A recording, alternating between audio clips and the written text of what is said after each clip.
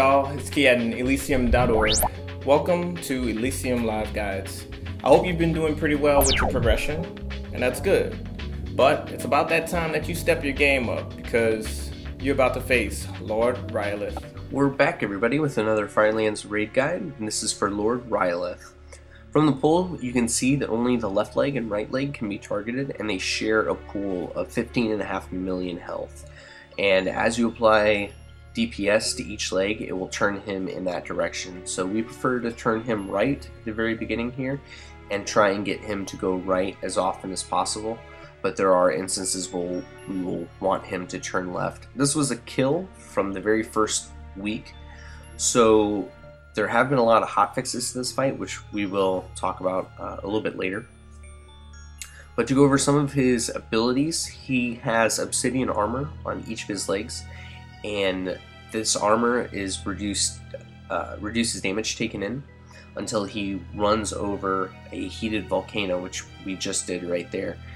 Every time that he hits a heated volcano, he loses stacks of his armor and will start taking more damage. He also has an ability called Concussive Stomp, which he lifts his left leg and drops it down and does fire damage to the raid and does a knockback for anybody within 20 yards. That's another reason why we prefer to turn him right, is because when the left leg raises, melee can't target it or is out of melee range, so we tend to move him to the right. He's also summoning two different types of adds. He is summoning fragments, which are little small adds that we're AoEing down right here. If you don't AoE them down quick enough, they will randomly charge at raid members and they'll do damage equal to their health. But you have plenty of time to get them down. We had no trouble with this. He also summons another type of add, which will probably be the next add spawn. It's going to be a Spark of Rhyolith, and it'll do an AoE pulse damage. So we have our tank pulled away from the raid, and it does need to be DPS down within a timely manner because it takes a stacking buff where it starts to do more and more damage. He also has an ability called Drink Magma, so if you do a poor job steering him and he reaches the edge, he will drink up the magma and spit it at the raid. And if you're taking any fire damage stacks from these heated volcanoes, it will likely wipe the raid, so you have to be really on point with steering. That's the major mechanic of this fight. If we had poor job steering, we usually didn't do very well in that attempt. As you can see here, there is another volcano type that becomes active, and it spews lines of fire from it.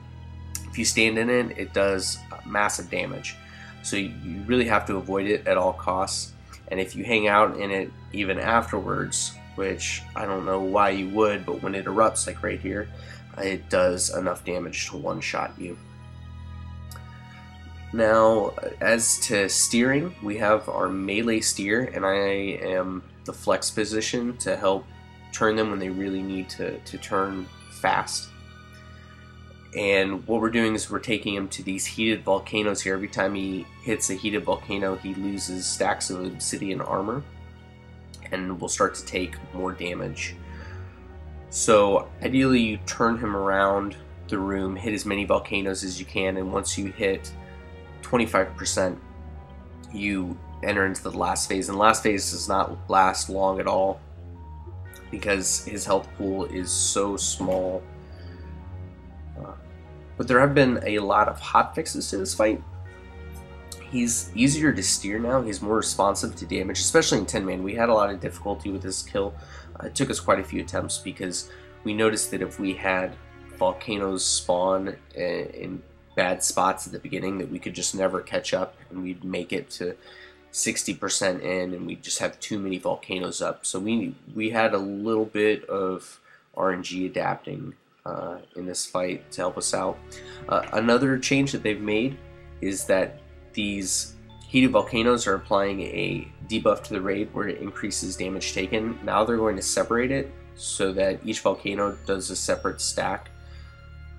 This will definitely help out as far as having volcanoes up, because now you'll be able to get rid of individual stacks. If one is up all the time, it's very difficult to get it off of the raid, and you can end up with the raid having 10, 11, 12 stacks. And now with this, it helps out a lot more. Most you have is 3 or so. Now right here we push him in phase, and what we're going to do is stack up behind him and Trank, use our big healing cooldowns, and just blow him up. As soon as his phase starts, he has about 4 million health, and it does not last long. I don't even think we get a chance to use all of our cooldowns. But yeah, I mean, this is really pretty much all there is to it. It's not too bad of a fight. So I hope this guide helped. Please subscribe and give it a thumbs up if you like this video, and we will have more to come. Thank you very much. Thank you for joining us on this walkthrough for the Firelands raid encounter, Lord Rhyolith. Stay tuned, because there's going to be a whole lot more where that came from. So we'll see you around.